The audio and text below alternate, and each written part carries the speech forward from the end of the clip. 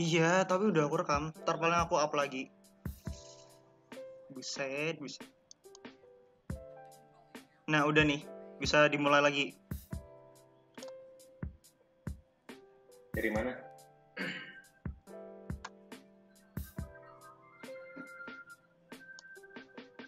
Dari mana mulai dari Oke, Bobby. Gimana nih, Bob? Untuk strategi marketing dari peluang sendiri itu seperti apa, Bob? Oke, kalau dari peluang sendiri, kita sama juga melakukan hal yang sama dengan dari LKIT itu juga. Jadi kita itu promosinya itu biasanya juga melalui WA, lalu dari teman-teman dari mulut ke mulut gitu juga. Nah, cuma biasanya saya kalau misalnya ada yang melakukan pembelian, biasanya saya memberikan suatu kayak greeting card gitu loh, kayak ucapan terima kasih. Nah, sejak dari itu semakin banyak yang melirik gitu loh. Soalnya secara tidak langsung mereka juga langsung ngepromosiin seperti itu dari greeting cardnya itu. Jadi selain itu juga saya kadang-kadang memberikan beberapa kayak gift kecil-kecilan, misalnya kayak kebutuhannya berapa, ada yang dilebihin atau enggak. Cuma itu saja sih sebenarnya. Jadi si greeting card itu dia menjadi daya tarik begitu mungkin ya untuk customer itu ke peluang store begitu ya.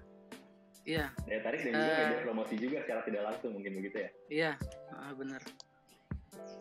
Oke. Nah, selama menjalankan usaha peluang ini nih, apakah ada kendala gak sih Mas dalam menjalankan usaha? Mungkin kalau teknis, internal, eksternal gitu. Kalau kendala ya pastinya tentunya ada ya. Kalau kendalanya itu mungkin dari supplier, soalnya kan kita masih supplier kecil nih, kita sebagai penjual kecil masih.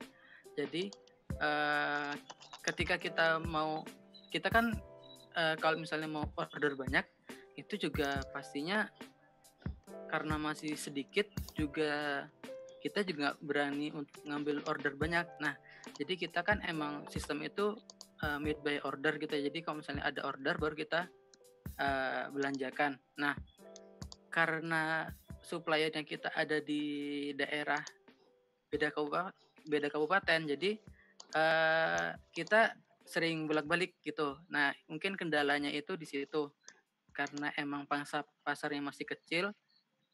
Karena kita baru merintis, jadi terkendala dari suppliernya itu. Jadi memang kendala utama itu adalah dari supplier begitu ya? Iya. Nah, untuk mengatasi itu bagaimana? Untuk mengatasi si kendala dari supplier itu, apakah ada cara khusus untuk mengatasinya mungkin? Kalau mengatasinya itu menurut saya sih alangkah lebih baiknya kita yaitu punya stok dulu. Cuma kalau bagi toko kecil kayak saya itu kan untuk order banyak itu kayaknya masih kurang begitu menguntungkan.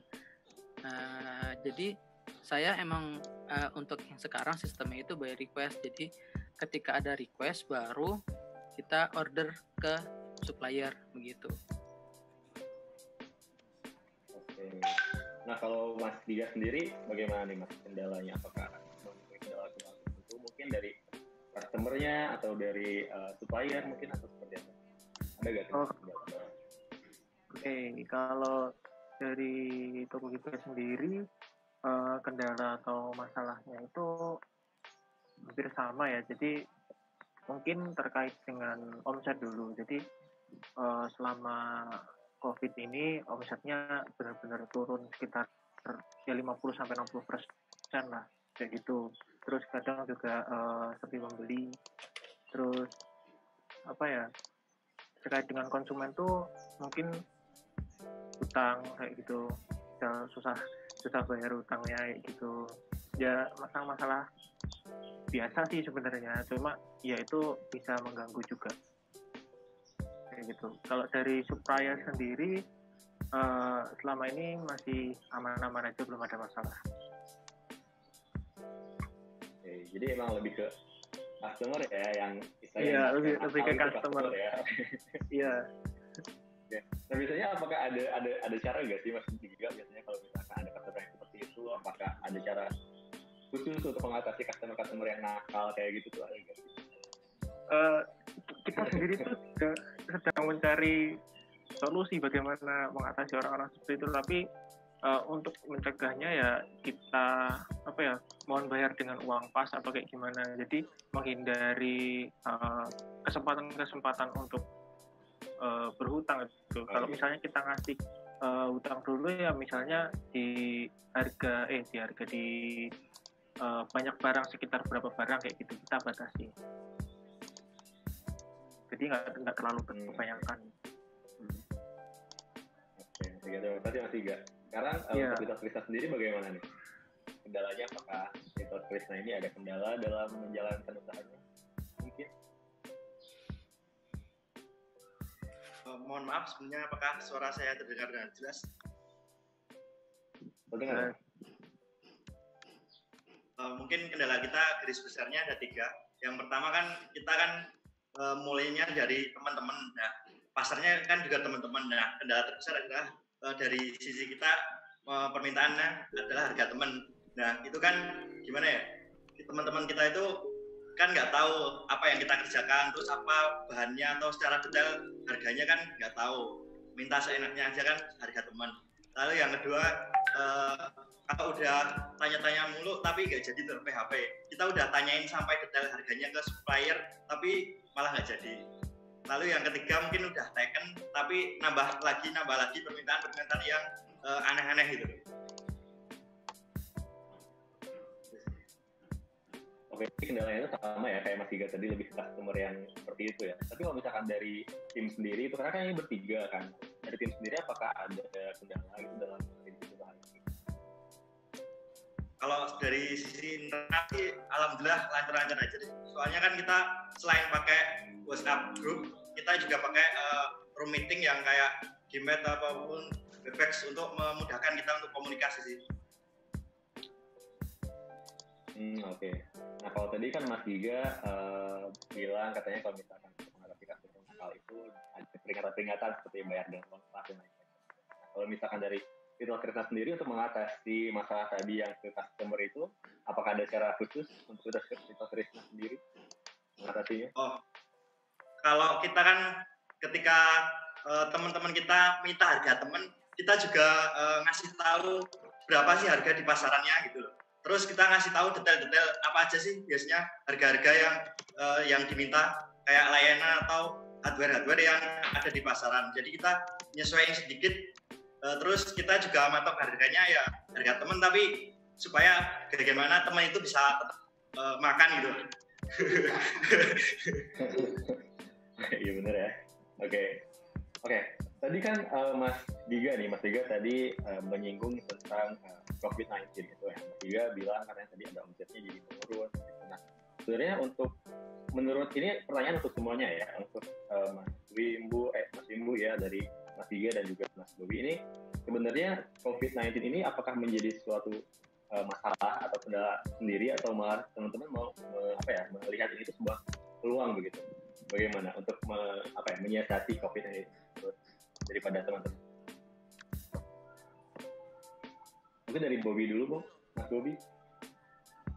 Iya, kalau dari saya sendiri sebenarnya ada peluang, ada negatifnya juga gitu dari COVID-nya ini. Nah, negatifnya itu sebenarnya saya udah punya rencana bisnis yang udah direncanakan sudah jauh-jauh hari.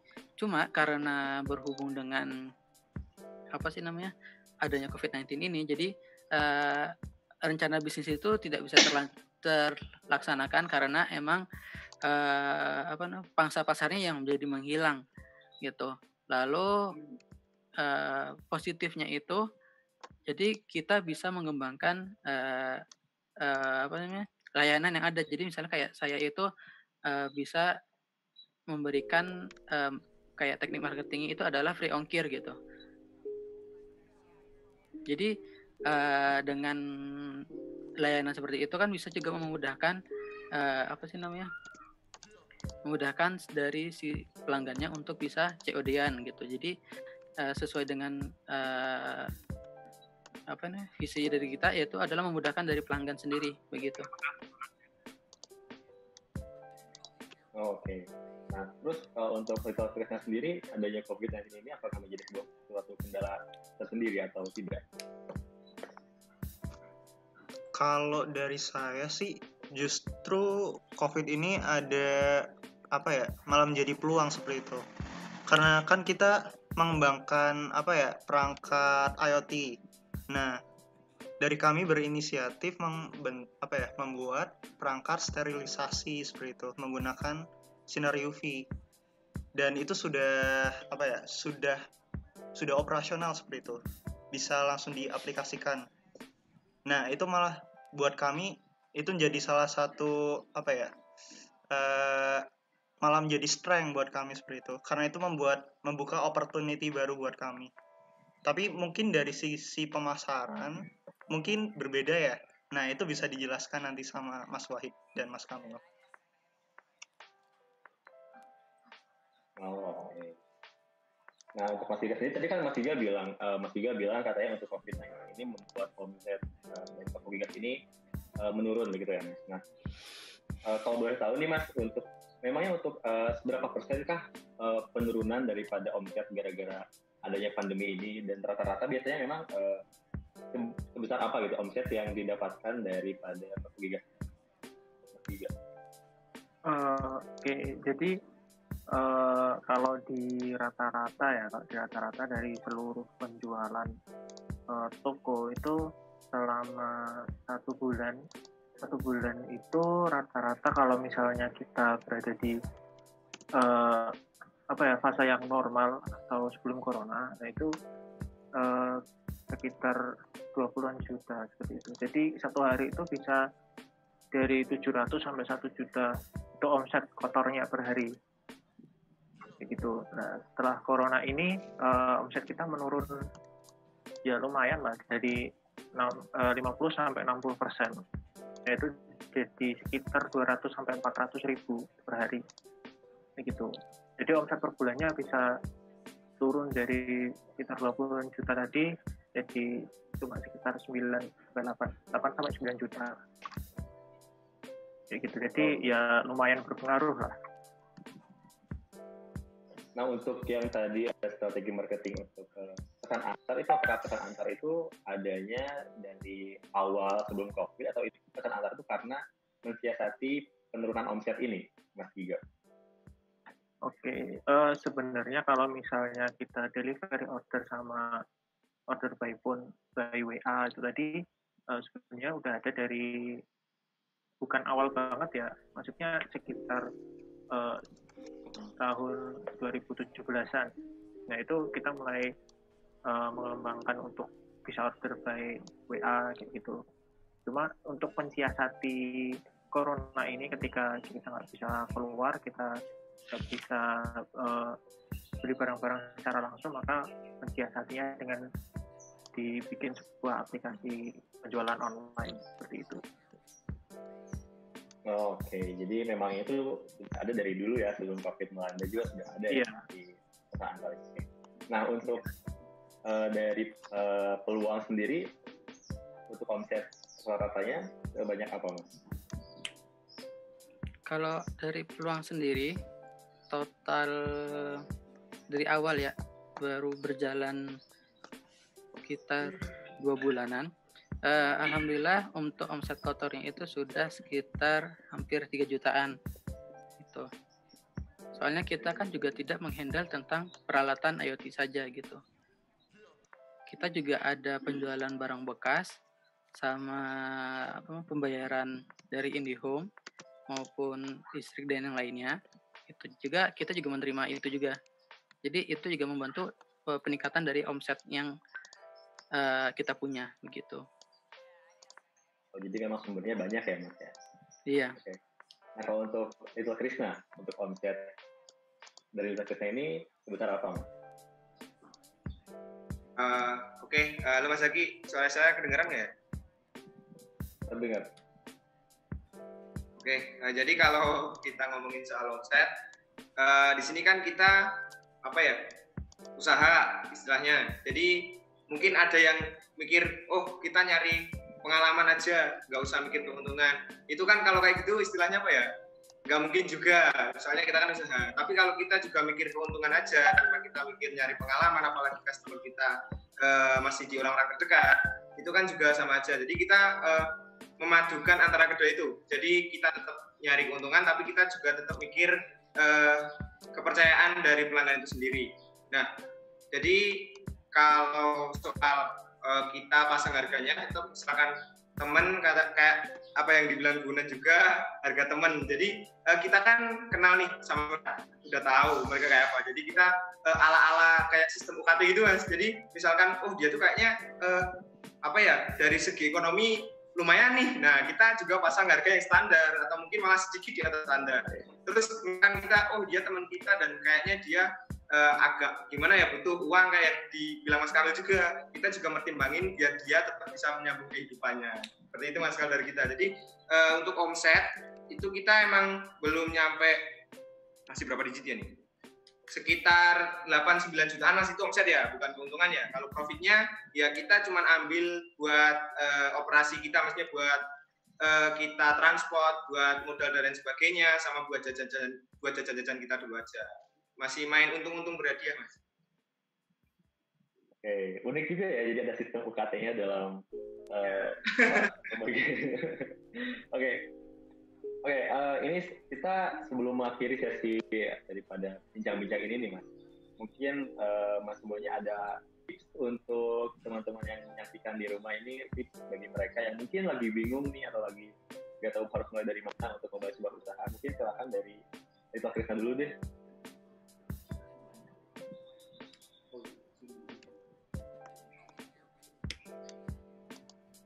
Bisa diulang lagi pertanyaannya teman-teman? Ya, jadi adakah tips untuk teman-teman yang menyaksikan acara ini untuk bagi mereka mungkin yang lagi bingung untuk memulai usaha, apakah ada tips dari Mas untuk teman-teman semua? Oke. Yang pertama, untuk memulai bisnis itu, kalau misalnya masih bingung nih mau mulai bisnis apa, bisa dimulai dari hal yang kalian suka dulu, yang kalian cinta seperti itu. Karena kalau udah punya semangat, nanti misalkan di tengah jalan ada hambatan atau apa, nanti kita secara dari diri sendiri tuh udah ada penyemangatnya. Ini kayak meskipun gak ada duitnya aku masih bisa jalan nih karena aku masih semangat. Tapi karena aku masih butuh duit, aku harus mencari solusi seperti itu. Gimana hal yang aku sukai ini bisa juga menghasilkan uang yang bisa saya gunakan seperti itu.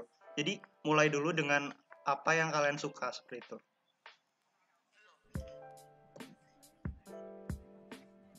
Oke, betul ya. Jadi kita memang dalam melakukan sesuatu apapun ya, sebenarnya nggak hanya ya usaha, memang kita melakukan ya apa yang kita suka gitu ya. Jadi dari hati pun kita senang kan kita jadi semangat begitu ya. Oke, dari Mas Bubi seperti apa nih Mas tipsnya untuk teman-teman yang menyaksikan? Kalau tips dari saya sebenarnya sama sih dari Wimbo, cuma tambahannya itu adalah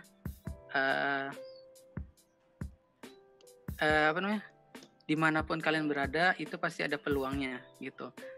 Maka dari itu lebih diteliti saja sambil perlahan-lahan dipikirkan, karena dimanapun posisi kalian itu pasti ada peluang untuk usaha gitu. Maka dari itu jangan menyerah dulu, dipikir secara perlahan-lahan saja, tidak usah terburu-buru, karena kalau emang sudah namanya rezeki tidak bakalan kemana. Mungkin seperti itu. Oke, terima kasih Mas Bubi. Untuk Mas Giga sendiri bagaimana tipsnya nih untuk teman-teman dan menonton juga?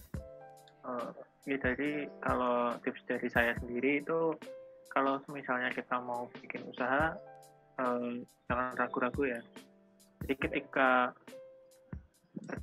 ada keinginan dan tadi kata Mas Bobi ada peluang untuk melakukan usaha, ya udah kita lakuin aja. Jadi dengan modal yang kita punya, baik itu modal pikiran, tenaga maupun modal finansial sendiri, yaitu lakuin aja dengan modal yang ada. Kayak gitu. Jadi kalau misalnya kita berjualan barang, itu semua barang udah ada jodohnya, udah ada yang beli gitu. Jadi mesti barang itu ada yang membutuhkan. Jadi lakuin aja itu sih. Oke, terima kasih Mas Giga. Oke. Ya, terima kasih Mas Giga. Dan mungkin untuk sesi daripada bincang-bincang ini dicukupkan sampai sekarang, dan nanti kita akan langsung masuk ke sesi tanya jawab. Mungkin teman-teman di rumah yang menyaksikan ada pertanyaan, mungkin bisa langsung ditanyakan lewat live chat atau silakan dari grup juga bisa, karena kita ada grup. Silakan. Kita lihat dulu di sini dari kolom komentar, kolom chat, apakah ada pertanyaan.